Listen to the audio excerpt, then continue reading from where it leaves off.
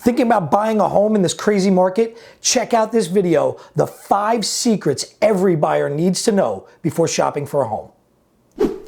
5 secrets every home buyer needs to know before shopping for a home. Secret number 1, you want to hire a realtor to work for you. Let's say you're at an open house and you decide to not bring a realtor with you and you fall in love with that property.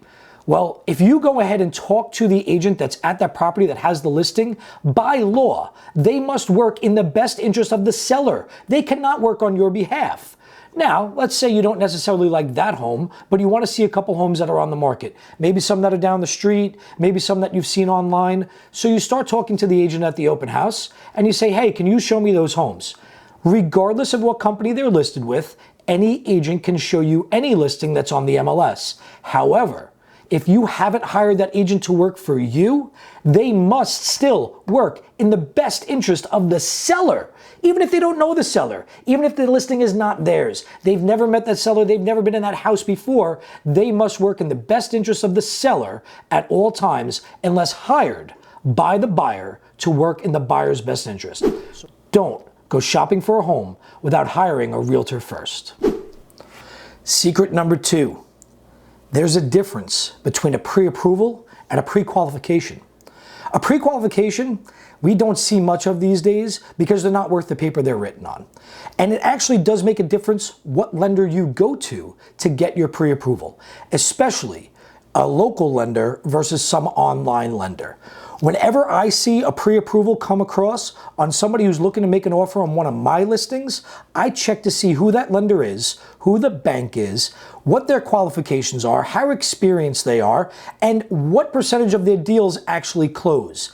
And if I see that it's some online lender that I don't know anything about, that's not located in my local market, yeah, I'm going to let that agent know that they're probably hindering their buyer's ability to get into the home. You want to make sure that you get a pre-approval that's been fully underwritten by a local, reputable lender that you know, without a shadow of a doubt, you're going to be able to get that loan. Commitment can be made just pending the home inspection and the appraisal, and there will be no headaches getting to the closing table. Secret number 3. You need to know when shopping for a home. You want to make a list of your needs and your wants, but you need to determine the difference between your needs and your wants. Let's say you're looking for a 4-bedroom, 2.5-bath home with granite countertops, hardwood floors, stainless steel appliances, in-ground pool in the backyard, new central air conditioning, new roof, new windows, new siding. I can guarantee you that home is not going to be available because if I find it first, I'm going to buy it first. All right? There's a difference between what you want and what you need. Your needs are things such as the location or school district based on whether or not you want your children to be in those school district. Your needs can be how many bedrooms do you need? How many bathrooms do you need? I grew up with mother, father, sister, and me in a 3-bedroom, 1-bath ranch on a slab. We don't really need 2 bathrooms. I know a lot of people say, oh, I can't live without 2 bathrooms these days. Is it a need or is it a want? Is the pool a need or a want? The garage, the basement, the big yard, the fenced-in yard, what can be added to that property easily after you've purchased it because it's not a need, it's more of a want. Going in with a list of your needs versus your wants and determining the difference between both are going to help you be able to make that decision faster and get that offer accepted above anybody else's. Here's secret number 4 that you need to know before shopping for a home.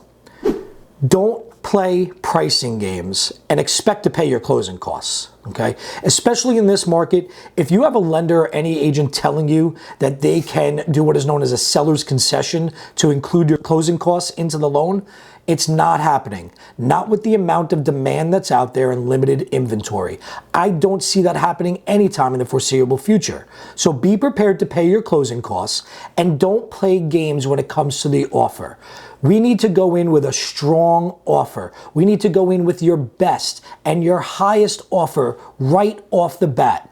I know mom and dad bought a home 20 years ago, and they said what we used to do is offer 10% below and hopefully meet somewhere in the middle. That's not the way it's working in this market. Right now, you got to look at the listing price as the starting price on a home, and how much higher are you willing and able to go above that listing price.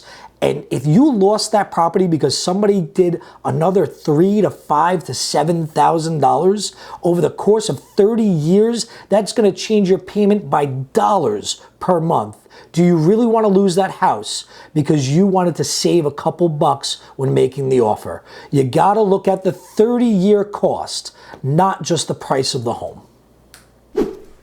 Secret number 5 you need to know when shopping for a home is know your budget, be realistic, and be ready to act fast. Homes are disappearing off the market in the blink of an eye. I was just doing the numbers for the entire Suffolk County and a couple of local towns, and everywhere it seems as though homes are disappearing inside of 2 weeks. Now that is from the time they were listed to the time they went into under contract status, which in the period in between, you need to have a home inspection. The attorneys need to write up the contracts, review the contracts, buyer and seller need to sign the contracts, which typically takes about 2 weeks. So homes are disappearing the day they hit the market.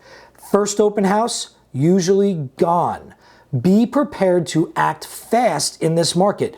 I hate being the guy that says, oh, you gotta act now. Reality is, if you don't act now, somebody else is going to. The home that you saw today and want to think about tonight, somebody saw yesterday and thought about last night. Be prepared to act fast and stay within your budget.